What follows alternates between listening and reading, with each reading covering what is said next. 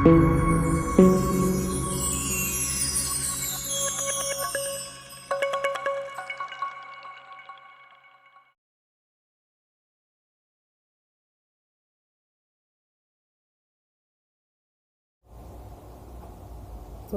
नमस्कार दोस्तों, आज के इस वीडियो में हम लोग चर्चा करेंगे राजभाषा हिंदी के विषय पर। इसके ऑब्जेक्टिव क्वेश्चन दिए हुए हैं कुछ, इनको मैंने कंपाइल करके थोड़ा इकट्ठा करके बनाया है। तो चलिए वीडियो स्टार्ट करते हैं और राजभाषा हिंदी विषय में, जो कि हर एक जो भी एलडीसी एग्ज़ाम या जो भी कम्पिटिटिव एग्ज़ाम रहते हैं उनमें ज़्यादातर रेलवे के इंटरनली उसमें पूछे ही जाते हैं। तो चलो उसी पे आज की ऑब्जेक्टिव सब्जेक्ट प्रश्न की वीडियो लेते हैं।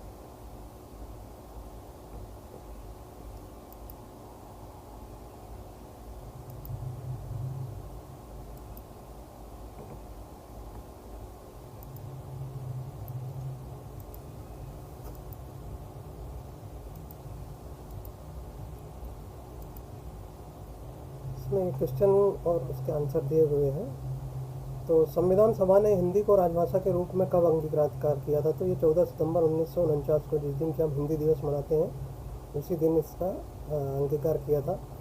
संविधान की 8वीं अनुसूची में मैथिली, बोडो, डोंगरी और संथाली भाषा को कब जोड़ा गया है?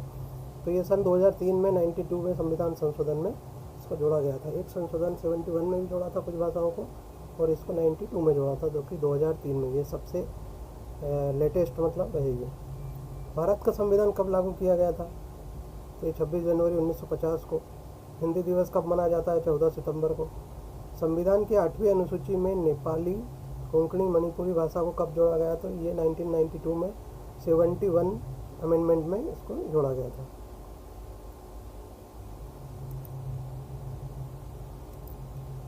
अब इसमें देख लेते हैं संविधान के भाग 17 में भाषा संबंधी कितने अनुच्छेद हैं?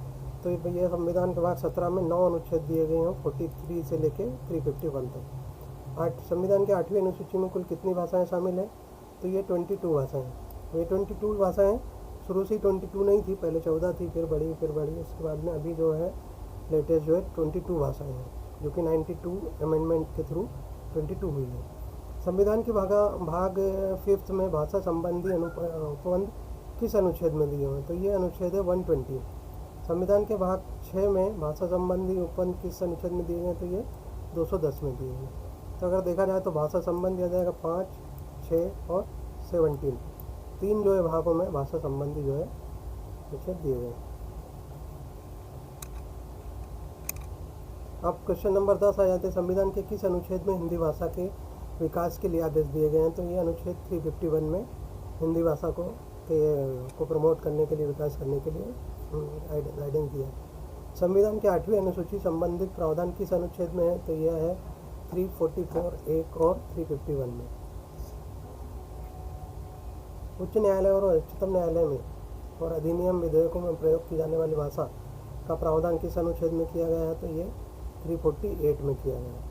जब आप 351 से लेकर 343 से लेकर 351 का अगर डिटेल में देखेंगे तब आपको समझ में आ जाएगा। ये 348 में इसका जिसको डिस्क्राइब किया गया। इसी तरह ये देख लेंगे कि एक राज्य दूसरे राज्य के बीच और राज्य और संघ के बीच संचार के लिए राजभाषा का प्रावधान संविधान के किस अनुच्छेद में किया गया? तो ये 346 में। ठीक है। संसद के दोनों सदनों द्वारा राजभाषा संकल्प कब पारित किया गया था? तो ये 18 जनवरी 1968 को जो है संकल्प, राजभाषा संकल्प पारित किया गया था, 18 जनवरी 1968। राष्ट्रपति द्वारा पारित आदेश हिंदी में कब जारी किया गया था? तो 27 मई 1952 को किया गया था पहला आदेश। राजभाषा आयोग की सिफारिशों पर विचार करने के लिए गठित समिति के प्रथम अध्यक्ष कौन थे? तो ये सिफारिशें जो दी गई थी राजभाषा आयोग की, वो उसके ऊपर जो समिति बनी थी उसके थे आचार्य श्री गोविंद वल्लभ पंत, GB पंत। तो राजभाषा आयोग के जो थे GB पंत थे, ये याद रखना। और जो विधानमंडल में प्रयोग होने वाली विभिन्न भाषा का प्रावधान संविधान के किस अनुच्छेद में किया गया? तो ये 210 में किया गया। अब संविधान के अनुच्छेद 344 के अनुसार संसदीय समिति में कुल कितने सदस्य होते हैं? तो 30 सदस्य होते हैं। 20 from Lok Sabha and 10 from Rajya Sabha. तो संविधान के अनुच्छेद 344 के अनुसार संसदीय समिति में लोकसभा के कितने सदस्य होते हैं? तो 20 सदस्य होते हैं। उसी तरह ये राज्यसभा के 10 सदस्य होते हैं। अनुच्छेद 344 फर्स्ट के अनुसार राजभाषा आयोग का गठन कब किया गया था? 7 जून 1955 को किया गया था। और राजभाषा आयोग के प्रथम अध्यक्ष थे बीजी खेर, बाल गंगाधर खेर। संसदीय राजभाषा समिति का सर्वप्रथम कब गठित की गई थी? संसदीय राजभाषा समिति 1957 को क्लियर की। राजभाषा आयोग बना 55 में, फिर 57 में संसदीय राजभाषा समिति बनी। और राजभाषा समिति के जो थे जीबी पंत थे अध्यक्ष। संविधान के अनुच्छेद 343(2) के अनुसार कितने वर्ष तक के लिए संघ के राजकीय प्रयोजन के लिए अंग्रेजी का प्रयोग किया जाना सुनिश्चित किया गया? तो ये संविधान के प्रारंभ होने के 15 वर्ष तक जो है इसका प्रावधान किया गया था, इसको भी समय समय पर बढ़ा दिया गया। हिंदी के प्रयोग के लिए कुछ पुनर्निरीक्षण के लिए संसदीय राजभाषा समिति की कुल कितनी उप समितियाँ बनाई गई हैं? तो ये 3 उप समितियाँ बनाई गई हैं। संसदीय राजभाषा समिति की कौन सी उप समिति द्वारा रेल मंत्रालय का निरीक्षण किया जाता है? तो ये सेकंड जो दूसरी उप समिति उसके द्वारा। संसद में प्रयोग की जाने वाली भाषा का प्रावधान संविधान के किस अनुच्छेद में किया गया है? तो ये 120 में किया है। अब संविधान में के किस अनुच्छेदों में राजभाषा संबंधी प्रावधान दिए गए? तो मैं अभी जैसे पहले बताया था 120, 210, 343 से 351 तक ये जो अनुच्छेद है इनमें दिया गया है। अगर भाग का पूछा जाएगा तो 5th, 6th एंड 17। संविधान से किन भागों में दिया गया है? तो 5, 6 और 17 में। संविधान का भाग 17 संसद के किस तारीख को पारित हुआ था? तो 14 सितंबर 1949 को भाग 17 संसद में पास हुआ था, जिसमें की राजभाषा हिंदी को माना था। संघ की राजभाषा क्या है? तो संघ की राजभाषा हिंदी है और जो लिपि है वो देवनागरी है। संविधान के किस अनुच्छेद में राजभाषा आयोग गठन संबंधी प्रावधान दिए गए? 341 में दिया गया है कि एक आयोग का गठन करना है। किस अनुच्छेद के अनुसार संसदीय राजभाषा समिति का गठन किया गया है? तो समिति का गठन किया गया 344 के 4 के अनुसार और राजभाषा आयोग का गठन किया गया 344(1) के अनुसार। राजभाषा अधिनियम कब पारित हुआ था? तो यह 10 मई 1963 को अधिनियम पारित हुआ था। इसकी क्रोनोलॉजी रहेगी कि इधर 1955 को राजभाषा आयोग बनाया गया था, ठीक है। उसके बाद में 57 को समिति बनाई गई थी। 10 मई 1963 को राजभाषा अधिनियम लाया गया है। और राजभाषा अधिनियम को किस नाम से जाना जा सकेगा? तो राजभाषा अधिनियम को 1963 और उसमें जो एज अमेंडेंट 1967। राजभाषा अधिनियम की धारा 3(3) कब से लागू की?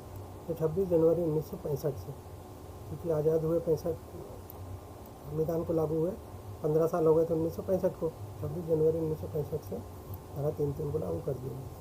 राजभाषा अधिनियम की धारा 2 के अनुसार हिंदी से क्या आशय? हिंदी से आशय है कि देवनागरी लिपि में लिखी हुई हिंदी। अब राजभाषा अधिनियम 1963 कब संशोधित किया गया? तो 1967 में एज अमेंडेड यथा संशोधित किया गया।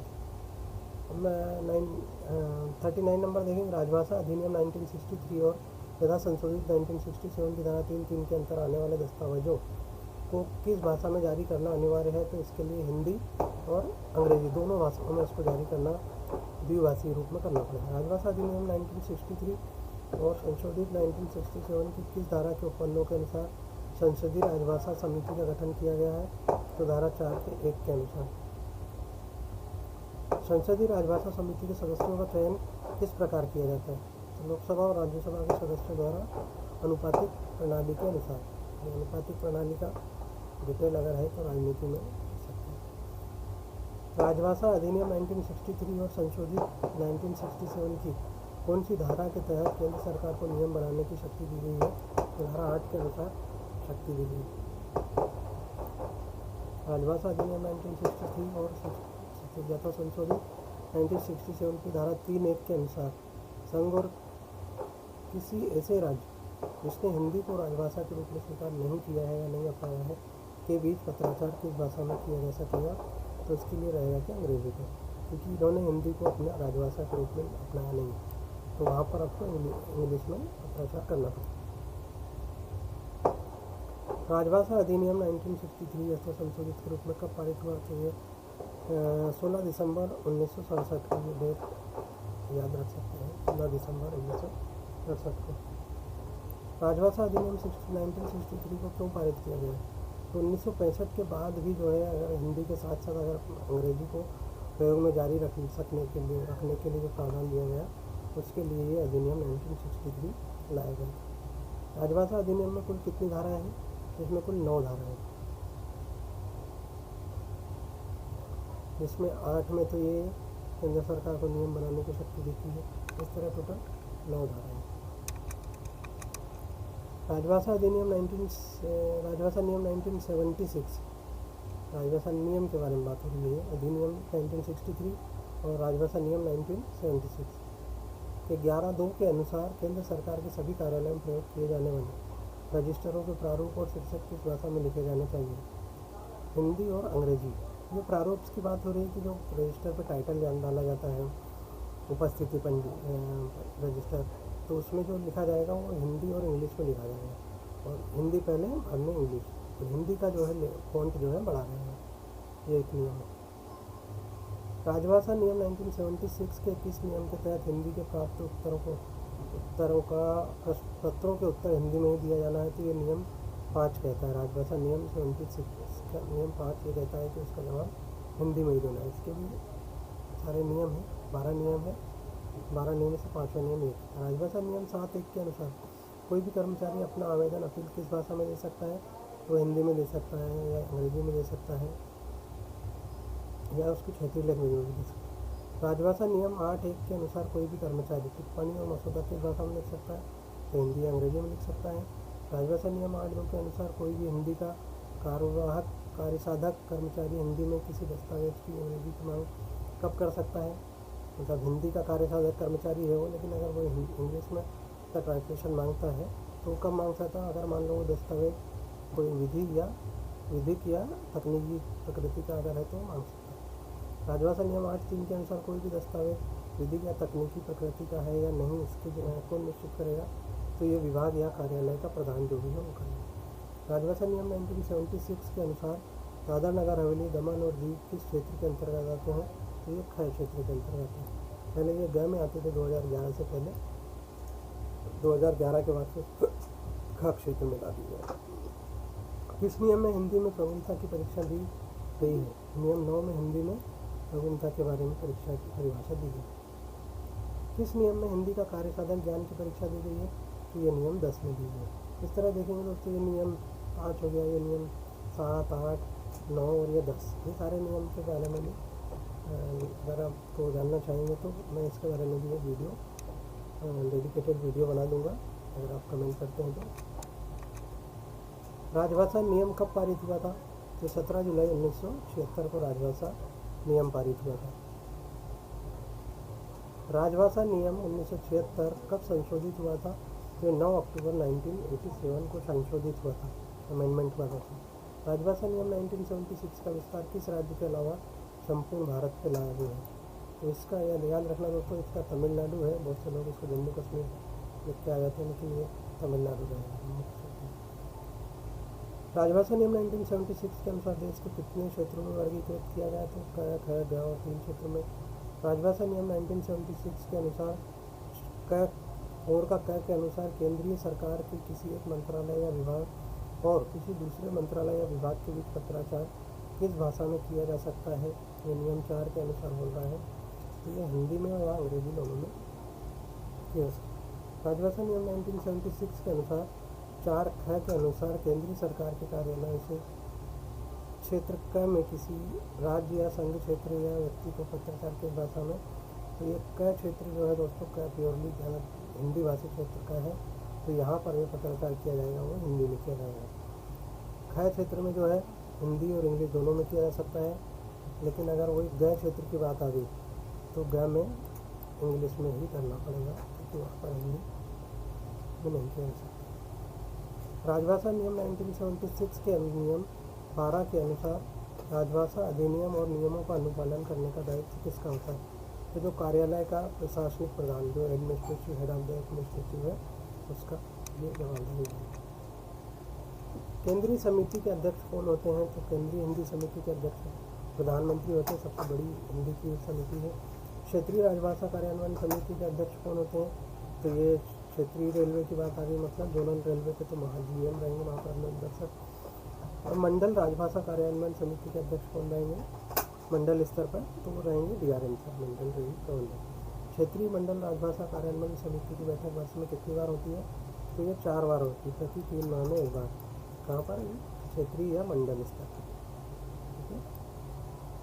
जबलपुर नगर निगम स्थित नगर राजभाषा कार्यान्वयन समिति, मतलब नराकास जो बोलते हैं ना, नगर राजभाषा कार्यान्वयन समिति कार्यालय क्रमांक 2 का दायित्व किस कार्यालय को सौंपा गया? तो ये GM ऑफिस को जबलपुर को सौंपा गया। अब ये नराकास कार्यालय 2 जबलपुर के अध्यक्ष कौन है? तो जो GM रहेंगे तत्कालिक हो ही रहेंगे। नराकास समिति की बैठकें जो 1 वर्ष में कितनी बार होती है? तो ये 6 महीने में 1 बार, मतलब साल में 2 बार होती है। तो ये दाखला नराकास का साल में 2 बार, और वही अगर क्षेत्रीय या जोनल रेलवे में होती है तो ये 4 बार। नराकास नगर राजभाषा कार्यान्वयन समिति का अध्यक्ष कौन होता है? तो जो भी उस नगर में जो सेंट्रल गवर्नमेंट के जो ऑफिसेज रहेंगे, उन ऑफिसेज में जो भी उसका सीनियर मोस्ट ऑफिसर रहेगा वो रहेगा उसका। वर्ष 1976 में गठित हिंदी सलाहकार समिति की अध्यक्षता इसने की गई थी, मतलब ये पहली जो समिति समझो, तो उसका ललित नारायण मिश्र ने की गई थी 1976 में। वर्ष 1976 में गठित संसदीय राजभाषा समिति के अध्यक्ष कौन थे? तो तात्कालिक गृह मंत्री जो थे श्री ओम मेहता थे। राजभाषा समिति की कौन सी समिति प्रतिवेदन का मसौदा तैयार करती है?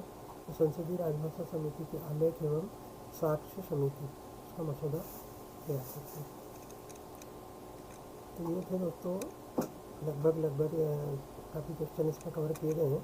76 क्वेश्चन, और भी क्वेश्चन बन सकते थे, लेकिन अगर उनको बनाते थे तो वीडियो काफ़ी लंबी हो जाती थी, इसलिए बाकी के जो मान लो अगर नियम के बारे में 12 नियम के बारे में चर्चा किसी और वीडियो में देखेंगे। तो ये रहा था मेरा ऑब्जेक्टिव क्वेश्चन पे, काफ़ी इंपॉर्टेंट होती है। 10 जो भी LDC एग्ज़ाम होते हैं उसमें 10 नंबर के क्वेश्चन, मतलब 10 क्वेश्चन तो राजभाषा पे से पूछे ही जाते हैं।